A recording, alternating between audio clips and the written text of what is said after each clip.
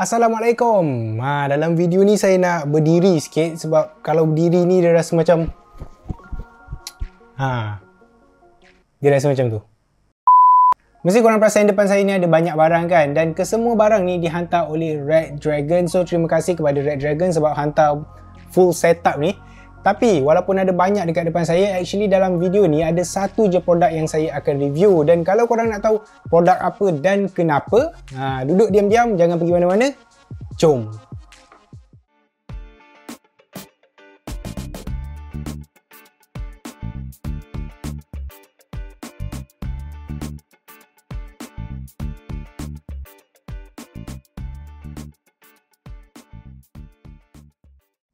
Okay, kenapa saya pilih nak review satu je produk instead of review semua sekaligus?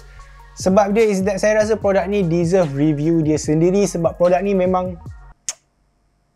Tapi jangan risau, produk lain ni pun saya akan review juga, tapi in the next video lah, bukan dalam video ni. So produk apa yang saya nak review tu? Bukan yang ni. Tapi yang ni. Dekat tangan saya ni ialah Red Dragon Adimuse RGB 2.0, sebuah soundbar berharga bawah RM100. RM lagi, ringgit lagi. Okey, tak apa, jom kita tengok design dia dulu. Red Dragon Adimuse ni guna full plastic construction, tapi jangan pandang sebelah mata sebab build quality dia ni actually sangat solid dan jenis plastik yang diguna pun okey tau. Dia bukan jenis glossy, so nampak lagi mahal dari harga dia. Dekat depan ni korang boleh nampak metal grill yang dia guna dan 2 biji speaker dekat dalam. And then yang tengah ni pula dia punya volume knob dan dia ada LED merah dekat bahagian depan dia dan dekat bahagian keliling. Cuma LED ni kita tak boleh customize. Volume knob ni memang untuk control volume je, jadi kalau korang tekan pun dia tak jadi apa-apa. And bagi saya, kalau diorang letak feature untuk nak mute tu bila kita tekan, saya rasa memang function lah. But it's okay, memandangkan position dia ni memang dah ngam-ngam untuk kita capai. So bila kita nak adjust volume tu, senang. And then bila kita pusing dia, dia ada macam klik yang lembut tau. Dia seakan-akan scroll wheel yang ada dekat mouse. Lepas tu build quality dia pun solid. Lepas tu dia tak ada goyang-goyang. Dekat atas ni dia ada logo Red Dragon, tapi bukan sekadar logo. Kalau kita touch dia, sentuh je, dia akan tukar mode untuk LED strip yang ada dekat bawah ni. LED yang ada dekat soundbar Adimuse ni bagi saya nampak nice lah. Dia nampak diffuse, dia nampak lembut, tak ada hotspot. Walaupun kita tak boleh adjust brightness dia ataupun customize dengan detail warna apa yang kita nak, tapi kita still boleh tukar mode tu. So saya akan tunjuklah beberapa mode yang dia ada.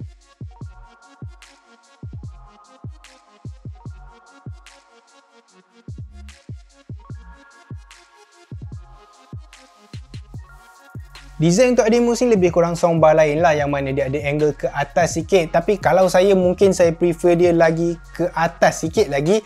Tapi at least okey lah daripada dia flat terus kan. Dan dekat bawah pula ada foam layer, maybe untuk absorb sikit gegaran dari speaker ni. Cuma dia tak grippy sangat macam getah lah. And kalau korang terlanggar ataupun tertarik kabel dia ni, mungkin dia akan bergerak. Cakap pasal kabel, Red Dragon Adimuse ni ada dua kabel yang non-detachable. Satu USB untuk power dan satu lagi 3.5mm audio jack. USB yang dia ada ni memang untuk power sahaja sebab soundbar ni dia tak ada software kan. Contoh macam nak tukar dia punya LED, nak tukar dia punya sound, tak ada. And then walaupun kabel dia ni non-detachable, saya rasa tak ada masalah memandangkan ni soundbar kan. Bila kita dah letak dia dekat satu tempat tu, dekat situ lah dia duduk, bukan kita selalu sangat alih. So saya rasa tak jadi isu kot. Sekarang kita akan cakap bahagian audio pula. First kali untuk volume dia, volume yang Adimuse ni ada memang kuat gila. Lagi-lagi kalau kita dah max dekat device yang kita guna, contoh macam dekat laptop, dekat PC, dekat smartphone, dekat switch tu, kita maxkan dulu and then kita max pula dekat soundbar ni sendiri.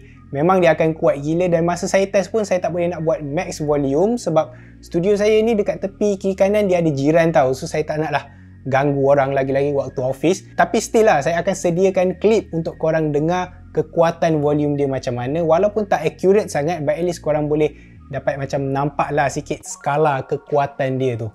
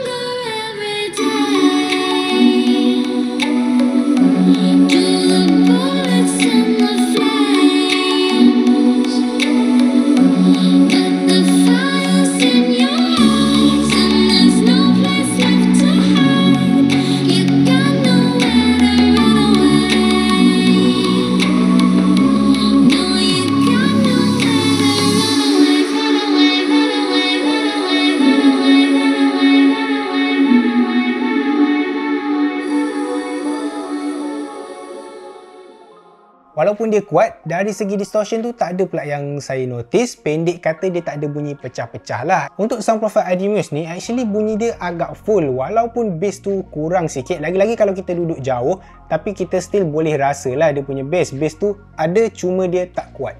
And then audio yang kita dapat dari Red Dragon Adimus ni surprisingly clear dan ada detail. Tapi bila korang kuatkan volume tu, korang akan perasan lah yang detail dia makin berkurangan. Lagi kuat volume, detail pun lagi hilang. Tapi saya rasa tak jadi problem sangat since yelah ni soundbar kan, kita letak dekat meja dekat depan kita dengan jarak yang dekat, so kemungkinan tinggi volume pun tak perlu tinggi sangat. Jadi bagi saya audio quality dia ni lebih dari memuaskan, lagi-lagi dekat part yang ada vokal ataupun part yang ada instrumen bertali, contoh macam gitar elektrik memang best gila.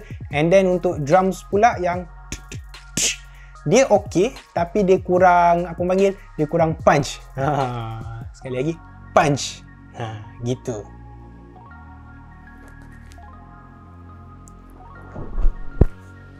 Jadi saya dah guna soundbar ni untuk main game, tengok movie, tengok YouTube, dengar lagu, pendek kata semualah.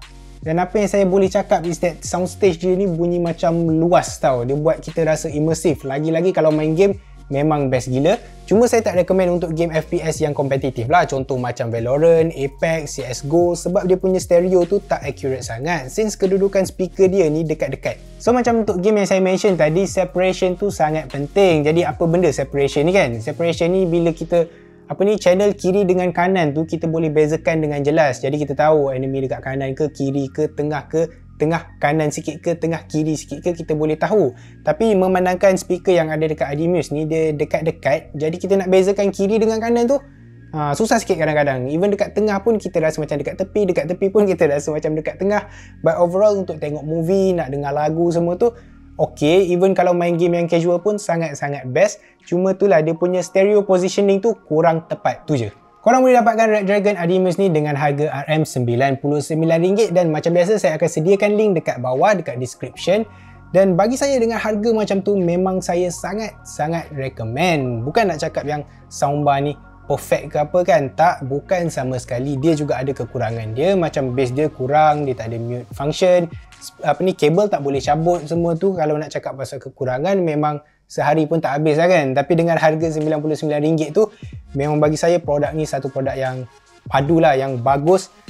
Lagi-lagi kalau kita tengok dia ni tak nampak macam murah, and feel dia pun tak rasa murah. Bagi saya tu yang paling best sekali. Saya dah cakap saya suka produk ni dan saya rasa kita perlukan banyak lagi produk yang macam ni, yang mana harga dia tak mahal tapi bagus. Kan? Jadi itu je untuk video kali ni. Kalau korang suka sila tekan like, subscribe kalau korang belum subscribe lagi, dan komen lah apa yang korang patut komen, soalan ke, pendapat ke, dekat ruangan komen di bawah. Dan satu lagi saya nak ucapkan terima kasih sebab tengok video ni sampai habis. Bereboh. Jumpa lagi.